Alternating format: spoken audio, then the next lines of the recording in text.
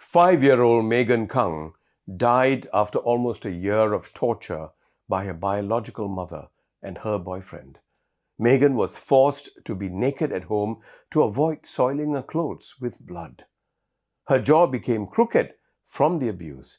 I can't imagine the emotional anguish that this child would have gone through being abused by the very person she went to for protection. Little Megan eventually died in February of 2020 from a fatal blow to the stomach by her mother's boyfriend. She wasn't accorded a funeral. The couple simply burnt the child's body in a metal barrel in May 2020. Late last month, in October, the review panel appointed by the government released its report. The gory details were revealed. It was a credible report that called it as it is. The government agencies, full credit, accepted the report in full. The minister, Masagos Zulkifli, publicly apologized. Everything was done right, post facto albeit, right by the book. Yet, something didn't feel so right, for me at least. Why? A few days ago, the answer came to me. It was precisely because everything was done so right and so by the book. We saw little emotion. The connection with the grieving, angry public in situations like this comes from government and agencies involved speaking from the heart, not from the script, which is often dutifully crafted and vetted by the communications and legal teams. True leadership in such situations is not about showing that you're still very much in control. It comes from being emotionally connected with the public. We need to trust the public enough to be vulnerable without appearing distraught. I have chosen to bring this up not to rehash the issue or put the government and related agencies in a spot. Many of them really are good people who are committed to doing the right thing. I must admit that now, every time I see a young child, a young girl child especially, I feel a deep pain.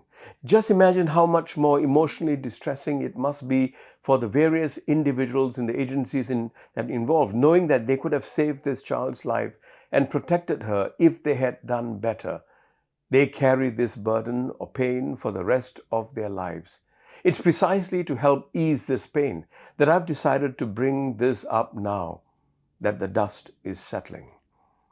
For me, the guilty party is not any one agency or person. It's the system that we have come to worship.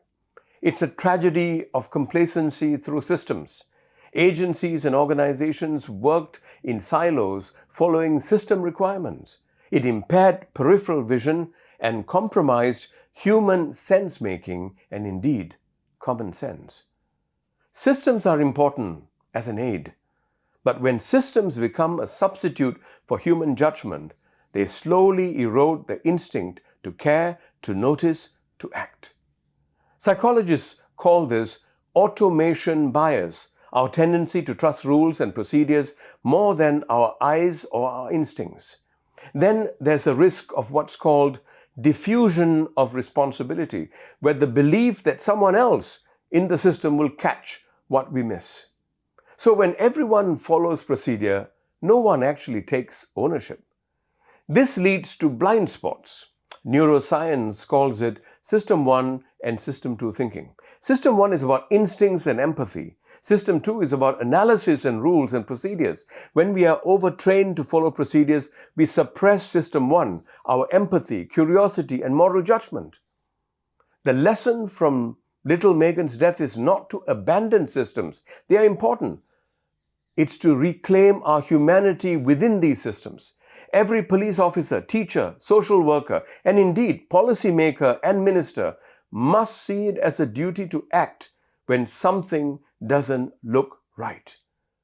Accountability is not about filling forms or avoiding mistakes. It's about feeling responsible. Systematically, we need to create an environment for this. Little Megan's death must not be just another report that prompts procedural tightening. We are not talking about ill-manufactured widgets, fraud, or even stolen data here. This tragedy must be a national mirror that forces us to ask, have we become so systematic that we have stopped being human.